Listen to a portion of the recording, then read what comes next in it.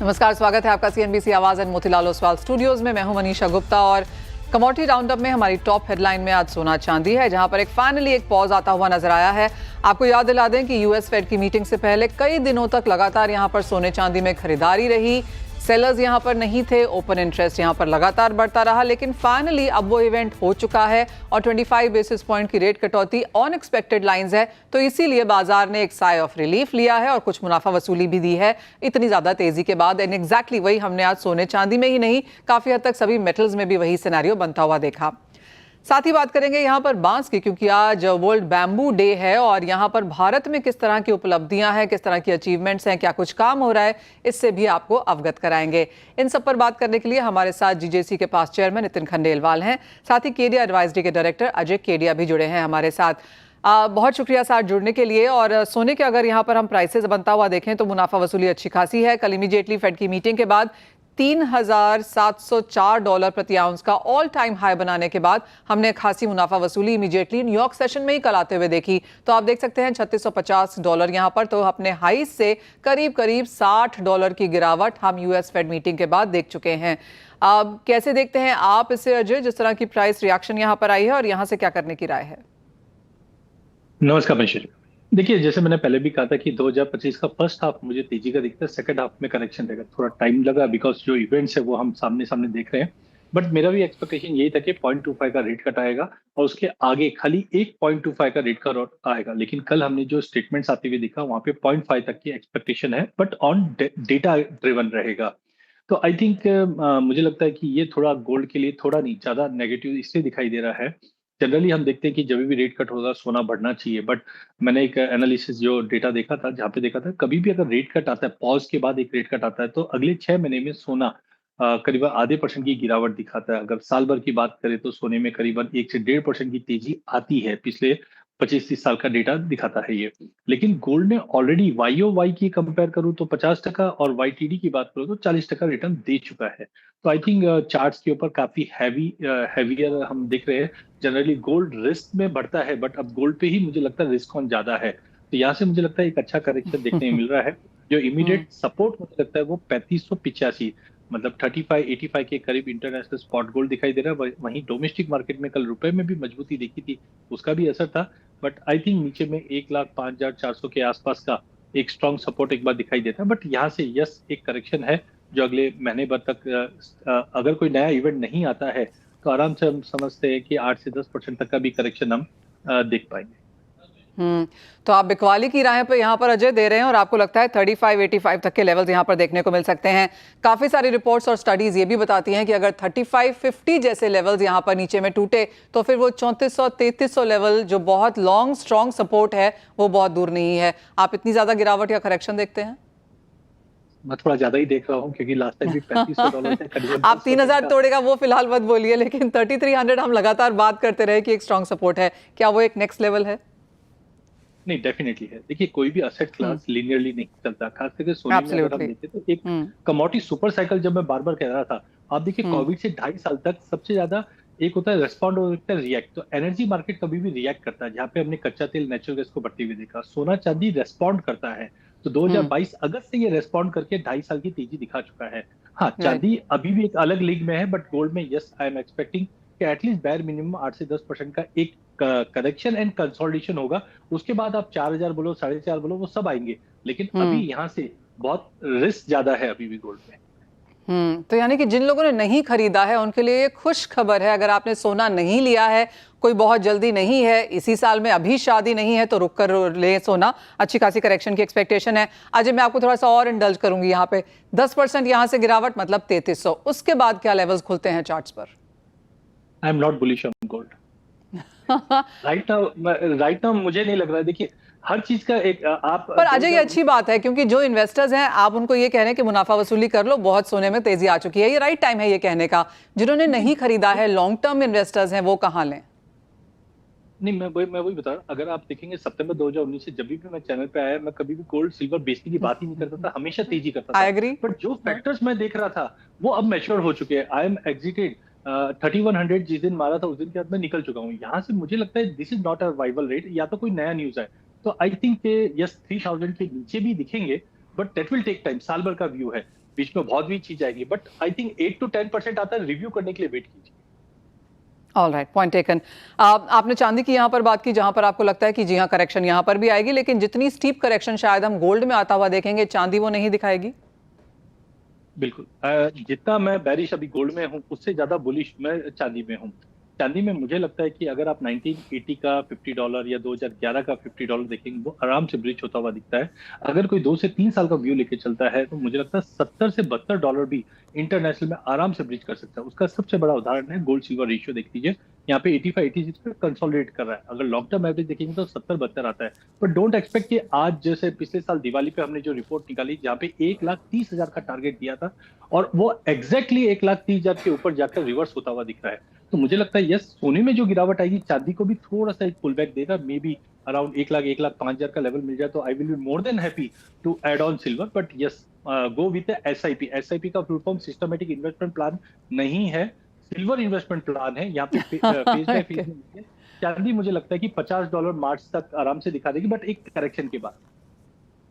1,25,000 फिलहाल चल रहा है, और अजय आप कह रहे हैं कि 1,05,000 आएगा, यानी कि 20,000 रुपए की मुनाफा वसूली आप यहां से देखते हैं जस्ट टू बाय, ताकि अगले साल में आप यहां पर $50 यानी कि बैकअप अराउंड दैट 125-135 वाले लेवल्स फिर से बनेंगे।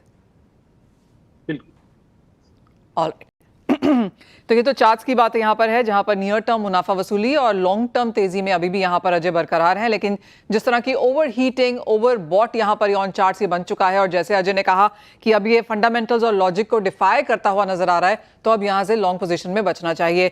अच्छी खबर है ये तो नितिन खंडेलवाल जी, आपका तो शो भी यहाँ पर चल रहा है, सही समय है जब कुछ मुनाफा वसूली भी यहाँ पर आई है। आपको क्या लगता है, एक तो इन सेंस ऑफ प्राइसेस, क्योंकि ये मुनाफा वसूली अब थोड़ी जारी रह सकती है? देखिए, मैं नहीं समझता ये मुनाफा वसूली है, क्योंकि कल सवेरे के जो रेट थे वो शाम में हाइक हो गए थे। क्योंकि जब भी अनसर्टेनिटी होती है, 50 पॉइंट होगा, 25 पॉइंट होगा, तब भी गोल्ड जंप करता है। और जैसे अनसर्टेनिटी खत्म हो गई, उसके बाद में गोल्ड सेटल होकर जहां था वहीं आ गया। तो बड़ी कोई मुनाफा वसूली नहीं है, टाइमिंग थोड़ा ज्यादा बढ़ गया था। Point number 1। Point number 2, Kedia ji से मैं कभी डिफर नहीं करता हूं, क्योंकि बहुत अच्छी स्टडी उनकी रहती है। लेकिन 2-3 चीजें के जो फैक्टर उनको अपने इंस्ट्रूमेंट के अंदर और ऐड कर लेना चाहिए, वो करना चाहिए। एक तो ट्रम्प फैक्टर, और दूसरा सेंट्रल बैंक की बाइंग। तो ये जो फैक्टर्स है, ये पहले कभी उतने हावी नहीं होते थे। आजकल ये ट्रम्प फैक्टर बहुत बड़ा फैक्टर चलता है, और दूसरा सेंट्रल बैंक की बाइंग, चाइना की बाइंग। ये सारी चीजें जो है, उसमें आप करेक्शन की राह अगर देखेंगे कोई आपका ऑडियंस, तो मुझे नहीं लगता कि वो सही होगा। हाँ, मैं इतना जरूर कह सकता हूं कि सब पॉसिबिलिटी हो सकती है। अपने परचेस को डिवाइड करते जाइए, बस मैं इतना ही करना चाहूंगा कि अभी $50-100 आपको कम लग रहा है, अभी थोड़ा लीजिए, फिर दसरे दिवाली पे लीजिए, फिर आप शादियों के सीजन में लीजिए, ताकि आपका हर रेट में गोल्ड आ जाए, क्योंकि अनप्रिडिक्टेबल मार्केट है।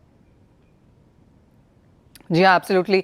साथ ही साथ नितिन जी, किस तरह की बाइंग फिलहाल हम यहाँ पर मार्केट में आता हुआ देख रहे हैं, क्योंकि बाजार एग्जैक्टली इसी गिरावट का यहाँ पर इंतजार कर रहा था कि बाजार थोड़े से थम जाए, एक पॉज आए, कंसोलिडेशन आए, कुछ हल्की सी गिरावट भी देखने को मिले, वो आ रही है अब यहाँ पर। अब अगले हफ्ते से नवरात्रि है, क्या एक्सपेक्टेशंस हैं बाइंग को लेकर? देखिए, all India gem and jewellery domestic council का सबसे इंपॉर्टेंट शो जीजीएस आपको पता है यहाँ चल रहा है। यहाँ पे जितने भी स्टॉल है पूरे फुल पैक चल रहे हैं। बहुत अच्छी बाइंग है। आज तक का जितने भी हमारे रिटेलर्स बाइंग के लिए आते थे, इस बार रिकॉर्ड ब्रेक बाइंग करने के लिए वो लोग भी आ चुके हैं, क्योंकि सामने पूरा सीजन है, और उनके कस्टमर भी समझ चुके हैं कि सोना अब नीचे ज्यादा जाने वाला नहीं है। तो मैं $2,200 से लोगों को करेक्शन का आप सभी चैनल के ऊपर देख रहा हूं, लेकिन आज $3,650 तक के करेक्शन का कोई दिख नहीं रहा है, क्योंकि फैक्टर्स चेंज हो गए। तो बहुत अच्छी बाइंग लोगों की हो रही है। और एक आपको इंफॉर्मेशन देना चाहूंगा कि अभी ऑटोमोबाइल में, इलेक्ट्रॉनिक्स के अंदर थोड़ा पॉज आया है, और उसका सवेरे किसी से डिस्कस से बताया कि लोगों ने भी होल्ड किया है कि गोल्ड और सिल्वर में इन्वेस्टमेंट करेंगे तो ज्यादा अच्छा रिटर्न मिलेगा। और ये जो चीजें नॉन प्रोडक्टिव है, तो इसका भी जो शिफ्टिंग है वो गोल्ड सिल्वर में आ रहा है। ये आज हमको सवेरे एक जने चर्चा करते हुए पता लगा। तो मुझे लगता है कि इस सीजन के अंदर रिकॉर्ड ब्रेक सेल गोल्ड करने जा रहा है, क्योंकि जिस हिसाब से बाइंग और उत्साह हमने all India gem and jewellery के जीजे शो में देखा है। एब्सोल्युटली।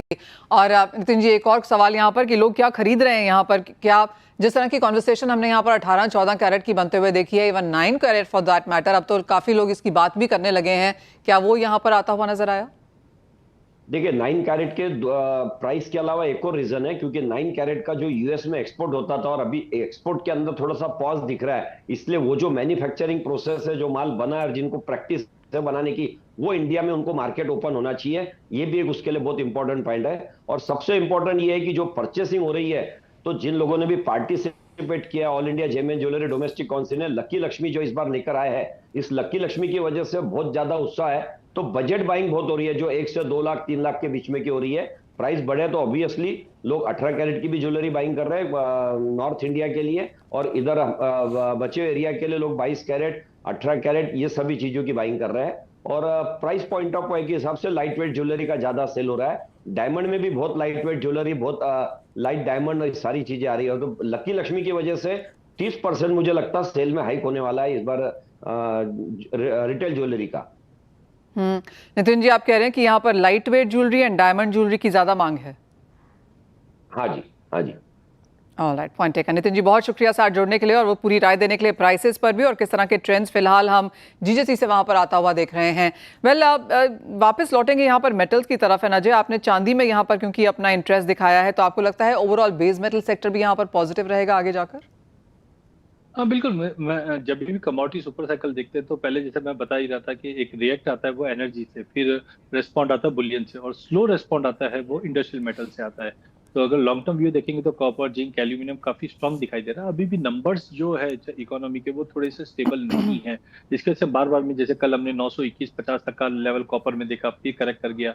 एल्यूमिनियम भी 260 तक जाता है, फिर करेक्ट कर जाता है। बट आई थिंक ज्यादा लंबा वीकनेस नहीं दिखाई दे रहा। मे बी पॉसिबल है आज थोड़ा बहुत, जैसे सोने चांदी में गिरावट है, डॉलर में थोड़ी बहुत रिकवरी, आज थोड़ी बहुत करेक्शन आ जाए। बट बेटर रहेगा ये लेवल से आप बाय ऑन ड्रॉप की रणनीति बना के ट्रेड करें, जहाँ पे 897 के करीब कॉपर लीजिए, 890 का स्टॉप लॉस लगाइए। इमीडिएट टारगेट तो 910-12 है, बट 920 के ऊपर वीकली क्लोज बहुत स्ट्रॉन्ग मूव दे सकता है कॉपर में। वहीं जिंक के अंदर भी 255-260 का दायरा रहेगा, but I think copper would be good to buy. तो खरीदारी की राय यहाँ पर मेटल्स में भी आती रही हैं और कॉपर और जिंक में बाइंग स्ट्रैटेजी यहाँ पर अजय की तरफ से, एंड कॉपर ऑफ कोर्स एक मोर स्टेबल बाइंग यहाँ पर है। अजय, बहुत शुक्रिया साथ जुड़ने के लिए, तमाम स्ट्रैटेजीज शेयर करने के लिए, और ऑफ कोर्स वो बहुत स्ट्रॉन्ग व्यूज सोने चांदी के समक्ष हमारे व्यूअर्स के सामने भी रखने के लिए। इसी आज वर्ल्ड बैम्बू डे है और इस मौके पर हमसे बात करने के लिए अब हमारे साथ हैं बैम्बू इंडिया के founder and CEO Yogesh Shinde and Macau bamboo products की डायरेक्टर दिव्या मनोत। आप दोनों का कार्यक्रम में स्वागत है। और कुछ साल पहले जब हमने इसके बारे में कॉन्वर्सेशन स्टार्ट की तो काफ़ी सारी दिक्कतों के बारे में लोग यहाँ पर बात करते थे। ऑफकोर्स जिस तरह से हमने यहाँ पर रूल्स, रेगुलेशंस, रिफॉर्म्स होते हुए देखे हैं, एक बहुत स्ट्रॉन्ग सस्टेनेबल तरीके से यहाँ पर बढ़त देखने को मिली है। योगेश जी, आपसे पहले बात करेंगे, किस तरह से आप यहाँ पर और बढ़त आता हुआ देखते हैं, और एज ऑफ नाउ जहाँ पर हम खड़े हैं किस तरह की अपॉर्चुनिटीज हैं? Yeah, first of all, thank you, Anisha, for the invite, and wish you a happy Bamboo Day to everyone. Yes, bamboo आज मतलब all the sustainable products की आज मार्केट में काफ़ी डिमांड है। उसका एडॉप्शन काफ़ी बढ़ रहा है, नए नए प्लेयर मार्केट में आ रहे हैं, और इंस्टीट्यूशनल बायर जो है तो वो भी काफ़ी इंटरेस्ट दिखा रहे हैं इस प्रोडक्ट को। तो मेरे ख्याल से ये आने वाला समय जो है, जिस तरह हम अभी देख रहे हैं कि लगातार बारिश हो रही है या फिर ये फ्लड, ये जो भी हो रहा है, सब रिलेटेड टू ग्लोबल वार्मिंग या क्लाइमेट चेंज की वजह से हो रहा है। And then bamboo can play a very important role, and government is very serious about that. जी, आप Yogesh ji, as of now जैसे आपने कहा इंस्टीट्यूशनल इंटरेस्ट यहाँ पर है, ऑफ कोर्स गवर्नमेंट की तरफ से पुश है, but the end of the day, end of the road यहाँ पर डिपेंड करेगा कि किस तरह से हम यहाँ पर प्राइवेट इंटरेस्ट आता हुआ देखते हैं। तो जहाँ तक स्टार्टअप्स की बात है, ओवरऑल बिजनेस की बात है, वहाँ पर किस तरह के नंबर्स हैं? नंबर्स तो काफ़ी अच्छे हैं अभी। इफ यू सी कि all Accor hotels, Taj hotels, club Mahindra, ये जितने भी इंस्टीट्यूशनल बायर्स है, उन्होंने already started switching to bamboo toothbrushes, bamboo shaving razor, bamboo earbuds, bamboo comb. तो वो प्लास्टिक वहाँ से हट रहा है। तो ये कमोडिटी वहाँ पे अच्छी तरह से लाइन हो रही है। अभी बस वो थोड़ा सा शायद हमारी तरफ से थोड़ा कमी रह गई है कि हम ये मार्केट में पहुँचा नहीं पाए। जो एफएमसीजी मार्केट है, जो रिटेल मार्केट है, तो वहाँ पे शायद हमारा एफर्ट थोड़ा कम हो रहा है, बट लेकिन we are on to it. So I think very soon it will be available in all the local kirana stores and medical stores. और ये स्पेशली जो भी बैम्बू फॉर प्लास्टिक जो मिशन गवर्नमेंट का है या फिर बैम्बू इंडिया का है, उसमें हम इसके लिए कंट्रीब्यूट करेंगे। दिव्या, हाय, आपका भी स्वागत है। आपको इस चर्चा में शामिल करना चाहेंगे। तो क्लियरली जैसे कहा गया, इंस्टीट्यूशनल इंटरेस्ट, हॉस्पिटैलिटी इंडस्ट्री में हमने इसे ज़रूर आता हुआ देखा है। आप क्या प्रोडक्ट्स यहाँ पर बनाती हैं, किस तरह की मार्केट आप यहाँ पर बनता हुआ देख रही हैं? तो एट बैम्बूस्तान हमारा ब्रांड नेम बैम्बूस्तान है और बैम्बूस्तान में हम लोग बैम्बू को एक मेन स्ट्रीम लाइफस्टाइल प्रोडक्ट बनाने के ऊपर काम कर रहे हैं, ताकि आप और मेरे जैसे आम जनता में बैम्बू एकदम ही अर्बन और मेन स्ट्रीम प्रोडक्ट बन जाए, एक मटेरियल बन जाए, और उसकी वर्सिटैलिटी को हम यहाँ पे कैप्चर करने की कोशिश कर रहे हैं डिफरेंट फॉर्म्स में, ताकि बिना कंफर्ट लूज किए, बिना एक लाइफस्टाइल का लेवल लूज किए, but bamboo can be incorporated in our lifes. Divya, क्या प्रोडक्ट्स आप यहाँ पर क्रिएट करती हैं बैम्बू के साथ? हम लोग होम डेकोर के प्रोडक्ट्स बनाते हैं। हम लोग का अभी जो हीरो प्रोडक्ट है वो एक योगा बैम्बू का योगा स्टिक है which is picking up really well, so वो भी हम करते हैं, और हम लोग अभी और फर्नीचर और आगे बाकी कैटेगरीज में एक्सपांड करने वाले हैं। दिव्या, एक ऑफ कोर्स ये सस्टेनेबल है इन दैट सेंस, लेकिन कितना कॉस्ट एफिशिएंट है? करंटली इसकी इकोसिस्टम पूरी इंडिया में बनी नहीं हुई है। अभी ये एक नेसेंट स्टेज में है पूरा सेक्टर। मैं, योगेश जी और हमारे जैसे और बहुत ब्रदर्स एंड सिस्टर्स है जो हम इसको बनाने की कोशिश कर रहे हैं। तो अभी थोड़ा सा ये ऑन द हायर साइड लग सकता है, but we see in the near future it will be very cost efficient and very pocket friendly as well. Divya, जहाँ तक ओवरऑल इकोसिस्टम की बात है, जैसे आपने कहा वहाँ पर चैलेंजेस हैं, ओवरऑल प्रोडक्ट में यहाँ पर अपॉर्चुनिटीज़ हैं, लेकिन क्या चैलेंजेस हैं एज ऑफ नाउ? अवेलेबिलिटी को लेकर कंसर्न्स हैं, इसलिए ये कॉस्ट इफेक्टिव नहीं है, क्या कुछ काम किए जाने की ज़रूरत है? मनीषा जी, अभी ऐसा है ना कि कोई भी प्रोडक्ट में एक पूरी वैल्यू चेन कंट्री में एस्टैब्लिश होना बहुत जरूरी होता है। मतलब हमारे India is the second largest producer of bamboo in the world. We have the feedstock, but उसके आगे की जो पूरी वैल्यू चेन है जिससे कंज्यूमर तक प्रोडक्ट पहुंच सके, वो अभी ऑर्गेनाइज नहीं है और फ्रैगमेंटेड है। उसकी वजह से वो एस्टैब्लिश करने का काम पहले करना होगा, उससे ही हम स्केल कर पाएंगे। योगेश जी, जो चैलेंज यहाँ पर है कि ये थोड़ा सा महंगा है, वैल्यू चेन ऑर्गेनाइज नहीं है, फ्रेगमेंटेड है, मेजर लॉज यहाँ पर बन चुके हैं, लेकिन अभी भी काफ़ी कुछ किए जाने की ज़रूरत है। ये जो सॉल्यूशंस हैं कहाँ से निकलेंगी? Yes, I am completely agree with Divya. उसके ऊपर काम भी हो रहा है। अगर हम बाम्बू टूथब्रश की बात करते हैं, जो we are the pioneer in India to bring bamboo toothbrush in India in 2016, तो उस टाइम पे प्राइस बहुत हाई था, 180 रुपीज पर ब्रश था। But over the period of time हमने सप्लाई चेन मैनेज किया, हमने बहुत क्लोजली वर्क किया आर्टिजन से, फैक्ट्री ओनर से, एंड अभी आज हम उसको एक प्लास्टिक के रेंज में इट जस्ट 29 रुपीज पर ब्रश। तो if you see the brush, exactly same product हम अभी मार्केट में लेके आए हैं। तो आज वर्ल्ड बाम्बू डे के मौके पे हम इसको लॉन्च कर रहे हैं, and we are very sure that अभी ये जो मिथ था कि सस्टेनेबल चीजें महंगी होती हैं, ये definitely initially supply chain manage होते होते थोड़ा टाइम लगता है, but yes, within last 9 years we did this work, and now we are bringing this products less than 30 rupees, that is 29 rupees हमने अभी इसका MRP रखा है। तो अभी we are hoping like people, जो लोग कहते थे कि नहीं बाम्बू टूथब्रश महंगा होता है या सस्टेनेबल चीजें महंगी होती हैं, तो उसके ऊपर अभी अच्छा सा हमने एक ही प्रोडक्ट को लेकर क्रैक किया है। सिमिलरली ये बाम्बू शेविंग रेजर जो है, ये भी हम अभी जस्ट MRP 20 रुपीज में लेके आए हैं। तो ये भी अभी आज हम दोनों, दिव्या मैम और हम दोनों आज गुवाहाटी में हैं। यहाँ पे गवर्नमेंट ऑफ इंडिया ने हमको इनवाइट किया है, NEC BDC का एक बहुत बड़े कॉन्क्लेव हो रहा है।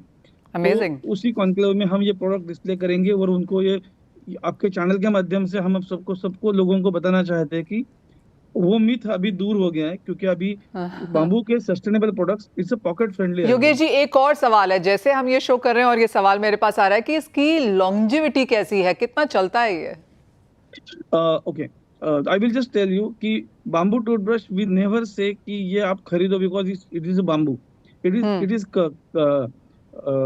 competing with all the top notch brand in the world जो प्लास्टिक के होते हैं। इसके लिए भी वही टेस्टिंग मेथोडोलॉजी अवेलेबल है जी, ISO सर्टिफिकेट अवेलेबल है।